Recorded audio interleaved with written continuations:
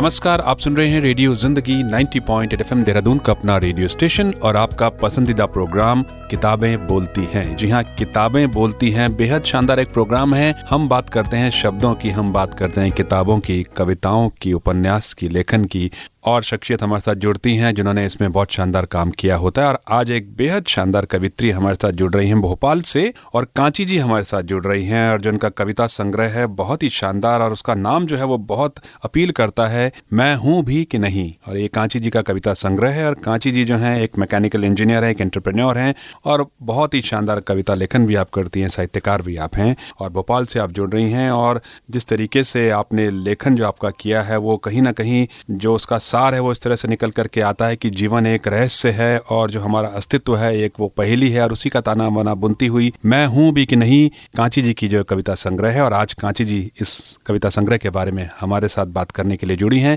कांची जी, आपका बहुत बहुत स्वागत है हमारे प्रोग्राम किताबें बोलती हैं में। हेलो नवनीत, और सभी श्रोताओं को मेरा प्यार भरा नमस्कार जी।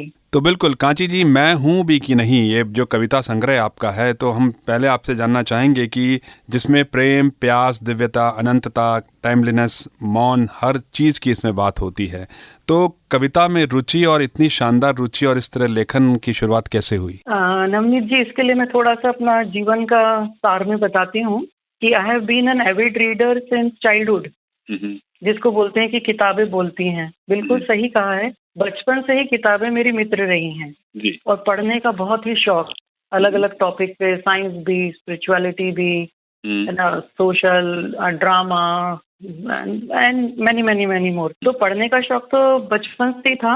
हाँ, लिखने का कभी ऐसा मैंने सोचा नहीं कि मैं लिखूंगी, लेकिन मेरा रुझान रहा स्पिरिचुअलिटी में बहुत ज्यादा। बहुत ही शुरुआत से मैंने कई तरह के मेडिटेशन सीखे और प्रैक्टिस किए। आफ्टर मैरिज इन ईयर 2000 मुझे एक कॉस्मिक रिदम नाम की एक संस्था है, ऑर्गेनाइजेशन, वहां पे मुझे रेकी सीखने का मौका मिला। तो जो मेरे टीचर हैं अखिलेश सर, उनका एक वर्कशॉप कराते थे वो अवेकनिंग इंटेंसिव। तो उस समय मैंने उसको इंदौर में जाके ईयर 2000 में किया, और उस दौरान जो एक अनुभव हुआ वो इतना प्रोफाउंड और इतना डिफरेंट था कि उसने मेरी पूरी जिंदगी को झकझोर के रख दिया। और उस समय मुझे शब्दों की बहुत कमी महसूस हुई, और मुझे लगा कि किताबों में मैंने जितना भी आज तक पढ़ा है ये तो कहीं लिखा ही नहीं है।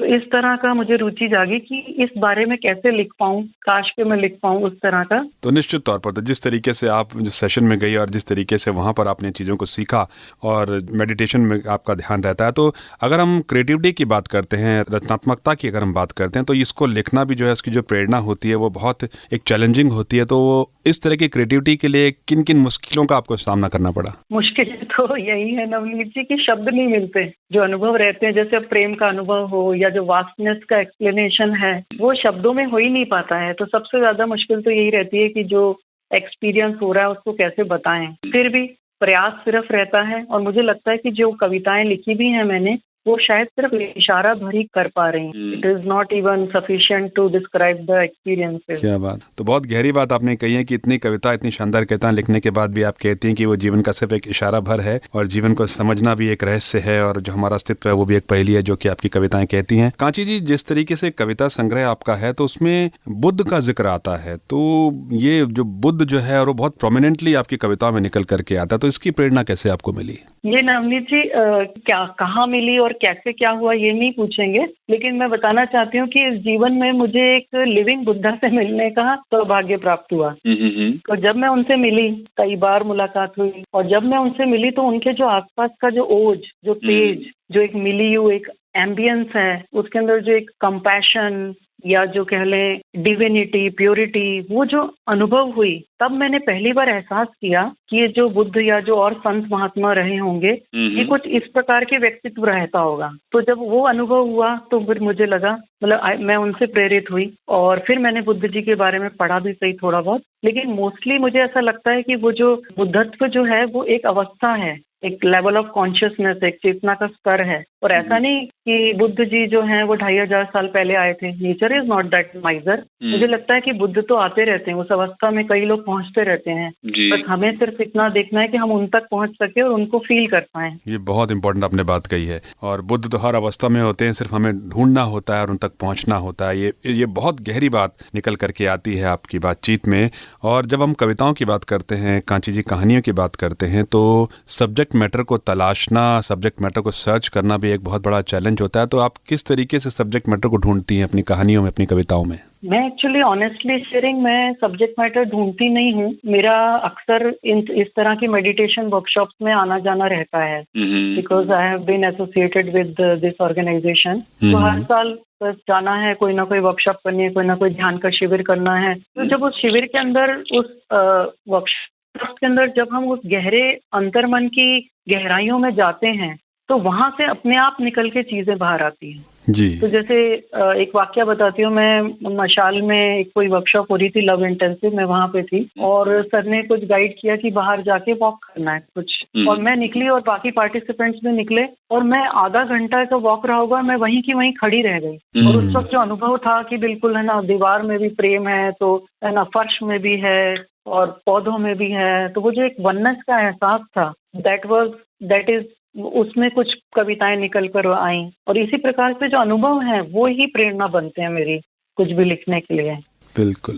तो जो अनुभव हैं वो प्रेरणा बनते हैं। और जैसा हमने श्रोताओं को ये बताया था कि आप जो हैं, आप मेडिटेशन आप करती हैं, आप ध्यान करती हैं, इसके अलावा आप एक एंटरप्रेन्योर भी हैं, मैकेनिकल आप इंजीनियर भी हैं। तो ये साहित्य और काम के बीच का जो संतुलन है, इसको आप किस तरीके से इसमें सामंजस्य बिठाती हैं? ये बहुत ही एक ब्यूटीफुल कॉम्बिनेशन रहा किस्मत से मेरी जिंदगी में कि साइंस में भी मैं रही, तो सिमिलरली मेटा साइंस में या मेटाफिजिक्स में भी मेरी रुचि रही। उस मेटाफिजिक्स को समझने के लिए साइंस ने मुझे मदद करी। फिर जैसा कि मैंने आपको बताया कि मैं इस ऑर्गेनाइजेशन में कई बार वॉलंटियरिंग के लिए जाती हूँ, या हम लोग ध्यान साधना अटेंड करने जाते हैं, या मैं हीलिंग देती हूँ, या खुद मेडिटेशन सिखाती हूँ। तो part of my life is actually my work is this only, और जिसके कारण से बहुत ही इजी रहता है इसका संतुलन स्थापित करना, क्योंकि ये अपने आप ही सामंजस्य हो चुका है। बिल्कुल। तो ये बहुत इजी हो जाता है। ध्यान इसमें जो है बड़ी प्रोमिनेंटली, जिस तरीके से आपने कहा, अगर आप ध्यान करते हैं तो फिर आप चीज़ों के बीच में सामंजस्य बिठाना बहुत आसान हो जाता है। और कांची जी, आपसे जानना चाहेंगे कि वो कौन कौन से लेखक हैं, वो कौन कौन से कवि हैं जिनकी कविताओं से आप प्रभावित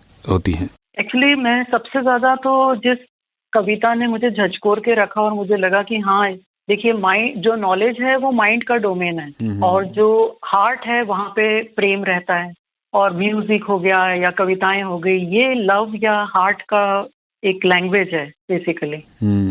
तो एक क्रांतिकारी रहे राम प्रसाद बिस्मिल जी, जिनको काकोरी कांड के बाद में फांसी के तख्ते पे लटकाया गया था जी। तो वो जब फांसी के तख्त पे खड़े थे, जब अभी फंदा डाला नहीं गया था, तब उन्होंने जो एक शब्द कहे थे, उनको सुन के मेरे आज भी रोंगटे खड़े होते हैं। और मुझे तब एहसास हुआ, जो एक उनकी थी कविता कि मालिक तेरी रजा रहे, बस तू ही तू रहे, बाकी ना मैं ना मेरी कोई आरज़ू रहे, जब तक तन में जान रगों में लहू रहे, तेरा ही जिक्र तेरी जुस्तजू रहे। क्या बात है। तो आज भी इतना झकझोरता है और ये एहसास होता है कि हाँ, उनके मन में जो उस समय था, ये कविताएं उसको पूर्ण रूप से व्यक्त कर पा रही हैं। तो उन्हीं से प्रभावित होके ही मैं कहूँगी शायद मैंने लिखना शुरू किया। क्या बात है। तो बहुत राम प्रसाद बिस्मिल जी, जो क्रांतिकारी कवि और बहुत बड़े एक, जिसे कहते हैं कि एक आंदोलनकारी, और जिस तरीके से स्वतंत्रता संग्राम में उनकी भूमिका रही, उनको हम सलाम करते हैं। और उनसे भी आप बहुत प्रभावित रही हैं। क्रिएटिव एक्सप्रेशन की तरफ आते हैं कांची जी। और एक राइटर, एक कवित्री या एक कवि जो है, जब लिखता है अपने क्रिएटिव एक्सप्रेशन को नोट करता है, और उसके लिए एक चैलेंज होता है कि उसकी वो बात जो है वो उसको एक्सप्लेन करना उसके पाठकों के लिए, उसके श्रोताओं के लिए, उसके दर्शकों के लिए, ये भी एक बहुत बड़ी जो है एक चीज़ होती है। तो इसके बारे में कुछ बताइए कि अपने क्रिएटिव एक्सप्रेशन को अपने पाठकों के सामने एक्सप्लेन करना, ये किस तरह का एक चैलेंज होता है? ये चैलेंज तो है, क्योंकि जो भावनाएं हैं उनको उस तरह से पेश करना कि वो व्यक्ति समझ सकें, ये बहुत ही बड़ा चैलेंज है वाकई में। और मुझे लगता है कि कविताएं जो है मैं लिखती नहीं हूँ, वो अपने आप स्वतः अंदर से प्रकट होती हैं, या जब ध्यान में जाते हैं तो कहीं ना कहीं से वो दूसरे आयाम से, दूसरे डायमेंशन से फ्लो हो रही हैं। और मुझे लगता है कि मैं सिर्फ टाइपराइटर की तरह से उनको लिख रही हूँ या बाद में एडिट करती हूँ या मैं उनको डिजाइन कर देती हूँ। तो मेरा ऐसा मानना है कि ये जो बह रही हैं, तो जिन श्रोताओं या जो पढ़ने वाले रीडर्स हैं जो इसको समझ पाएंगे, ये किताब शायद उन तक अपने आप पहुंचेगी। तो मैं ज्यादा स्ट्रगल नहीं करती कि मैं उसको क्या चाहिए उसके बेसिस पे लिखूं, बल्कि मैं ये सोचती हूँ जो मेरे अंदर से आ रहा है बस मैं उसको व्यक्त कर दूं। शायद मेरे अंदर से भी नहीं आ रहा, वो शायद एनर्जी के द्वारा आ रहा है, तो बस मैं उसको व्यक्त कर दूं, फिर वो कविता पाठक अपने आप ढूंढ ले।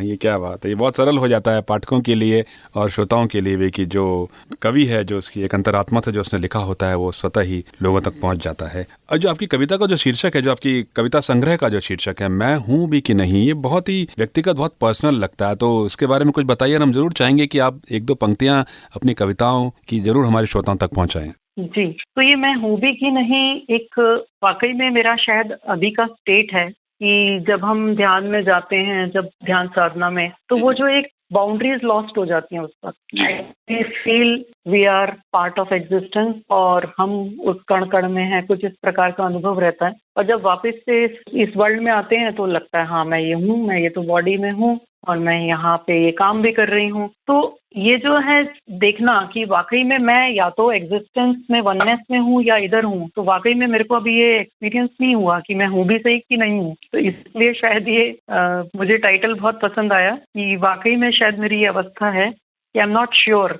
ये दुनिया क्या है, because life is a mystery basically, and I am not sure कि मैं क्या हूँ, मैं कौन हूँ, या ये एग्जिस्टेंस क्या है। तो that's why I feel it very apt for my self. Absolutely. और मेरी जो पसंदीदा कविता की आप बात करते हैं तो वो बहुत सारी हैं इसमें, जिसमें जो बुद्ध आज भी हैं, घूमता हूँ अनंत में, फलक तक फैला हुआ था मैं, या बुद्ध की शून्यता, ये मेरी कुछ पसंदीदा कविताएं हैं। तो इसमें एक है फलक तक, तो ये मुझे बहुत पसंद है, तो ये मैं आपको पढ़ के सुनाती हूँ कि फलक तक फैला हुआ था मैं, जमीन में शामिल था, आब में तर में फिजा का हामिल था, दरिया में बहता आवारा साकिन व साहिल था, स्याह में सिमटता मैं नूर को हासिल था, तुझसे जुदा मैं तुझ में ही कामिल था। क्या बात। इसका सार यही है कि आसमान में भी मैं हूँ, जमीन में भी मैं हूँ, पानी में भी मैं हूँ, हवा में भी हूँ, किनारे में और नदी में भी हूँ, और अंधेरे और रोशनी में भी हूँ, और तुझ में रहते हुए ईश्वर के लिए है ये बात। तुम्हारी सृष्टि में मैं दूर भी महसूस करता हूँ, लेकिन हूँ मैं तुम में ही। कुछ इस तरह के ये अनुभव से कविता है। बहुत ही खूबसूरती से जो आपने अपनी बात कही, और बहुत ही जिसे कहते हैं सार गर्भित कविता आपकी, और बहुत कुछ कहती हुई जिंदगी के फलसफे को समझाती हुई ये कविता है। और मन आपसे कर रहा है कि बहुत लंबी आपसे बातचीत की जाए, लेकिन स्टूडियो की घड़ी हमें इजाजत नहीं दे रही है। तो जाते जाते एक आखिरी सवाल मैं आपसे करूंगा, क्योंकि हर बात युवाओं पे आकर के रुकती है। तो जो युवा लेखक हैं, जो लेखन की तरफ आना चाहते हैं, उनको कांची जी क्या कहना चाहती हैं? मेरा यही सजेशन रहेगा, जो मेरा एक अंदर से आता है कि जो भी लिखें वो मन से लिखें, जी, हृदय से लिखें, और ऐसा लिखें जिससे कि लोग प्रेरित हों या उनके जीवन में कोई पॉजिटिव रूपांतरण आ जाए। क्योंकि कुछ जो भी हम पढ़ते हैं वो हमारे व्यक्तित्व को बहुत अंदर से गहरे तक एक हेल्प करता है। तो हमेशा कुछ ऐसा लिखा जाए जिससे कि लोगों के अंदर पॉजिटिव चेंज आ जाए। राइट। तो मन से लिखें, हृदय से लिखें और लोगों को प्रेरित करने के लिए लिखें। तो ये